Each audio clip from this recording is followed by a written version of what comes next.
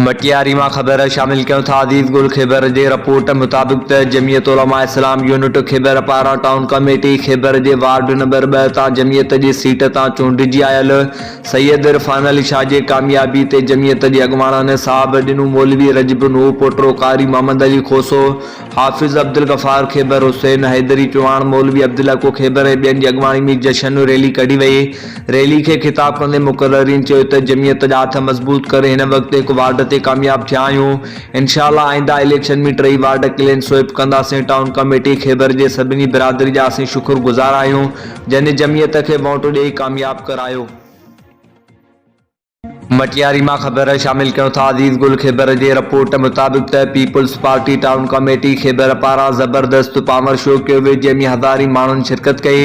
Town committee Khyber ते peoples party जे कामयाब general council ward number 1 ते हाजी अब्दुर्रहमान खैबर ऐं जनरल कौंसल वार्ड नंबर 3 ते पीपल्स पार्टी जे अब्दुल रशीद उमर जे कामयाबी ते मुख़्तलिफ़ बिरादरी जे मोअज़्ज़िज़ीन दादा अमीर खैबर, गुलाम मुर्तज़ा मेमण, हाजी बशीर खैबर, अब्दुल रशीद जे जो राजा नूह पोटरो, खालिद नूह पोटरो, पुनील मला, नदीम खैबर, अब्दुल्ला मेमण, पीर लाला, अज़हर नूह पोटरो, राणू मल ऐं ॿियनि जी अॻवानी में बल्दियाती इलेक्शन में कामयाबी ते दूरन शरणाइन ते रैली कढी वई। उन मौक़े ते रैली में शरीक सभी शहरनि जीए भुट्टो, जीए शहीद राणी, जीए बिलावल भुट्टो जे नारनि सां शहर में गूंजी उथियो।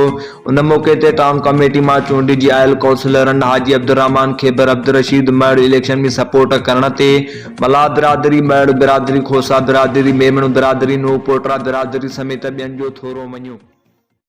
ड्रिगबाला मां ख़बर शामिल क्यों था।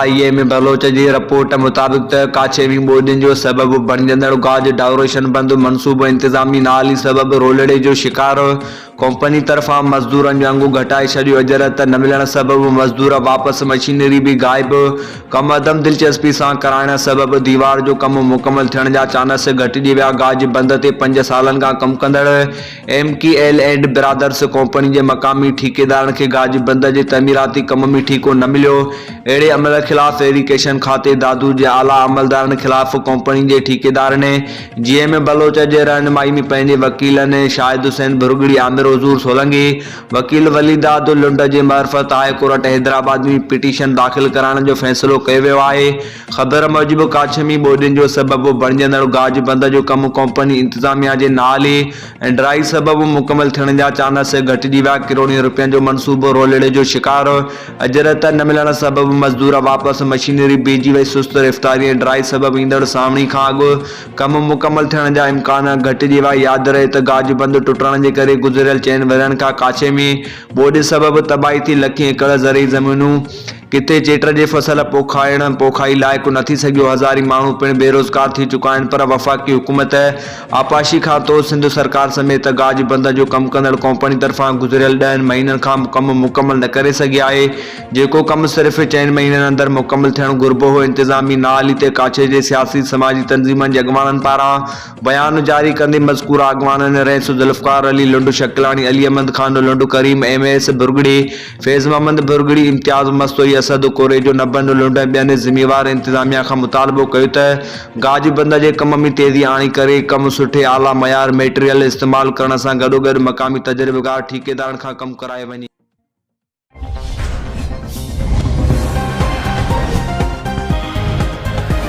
खबर शामिल करते हैं काजी अहमद से। ब्यूरो चीफ सिंध साई बख्श की रिपोर्ट के मुताबिक जदीद कौम परस्ती के बानी मशहूर मफकर साईं GM सैयद की 119वीं सालगिरह की तकरीब पूरी दुनिया में मनाई जा रही है, जबकि सालगिरह के मरकजी तकरीब GM सैयद के हवाई शहर सन में साईं GM सैयद की रहायशगाह पर सूफियाना महफिल का और मशहूर बरादर रैली का इनेकाद किया गया।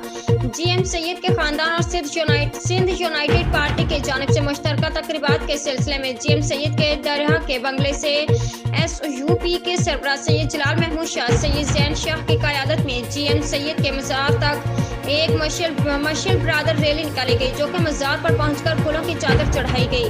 जबकि सिंध यूनाइटेड पार्टी की जानिब से बड़ा मुल्क गिर इज्तिमा मुनक़िद किया गया, जिसमें सिंध यूनाइटेड पार्टी की क़यादत सैयद जलाल महमूद शाह, सैयद जैन शाह, रोशन वरड़ू और मुल्क भर की कौम परस्त तंजीमों का रहनुमा और अदीब दानश्वरों ने खिताब किया और साईं GM सैयद के की हुई खिदमात और जिंदगी पर रोशनी डाली। जबकि जे सिंध तहरीक से वाबस्ता मुख्तलिफ ग्रुपों की जानिब से अलग अलग इज्तिमा किए गए।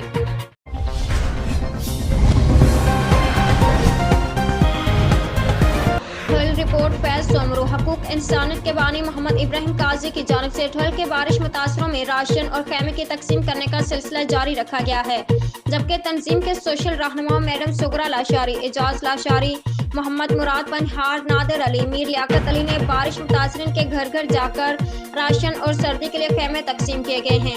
اس حوالے سے اعجاز لاشاری نے میڈیا سے گفتگو کرتے کہا کہ حقوق انسانیت نیٹ ورک کے علاوہ سندھ کے مختلف متاثرہ علاقوں میں کام کر رہی ہے۔ میرپور خاص کے علاقے جھنڈو میں متاثرین کو مکمل گھر بنانے کا عمل جاری ہے، جبکہ ٹھل کا متاثرین کو گھر بنا کر دینے کا سروے بھی جاری ہے۔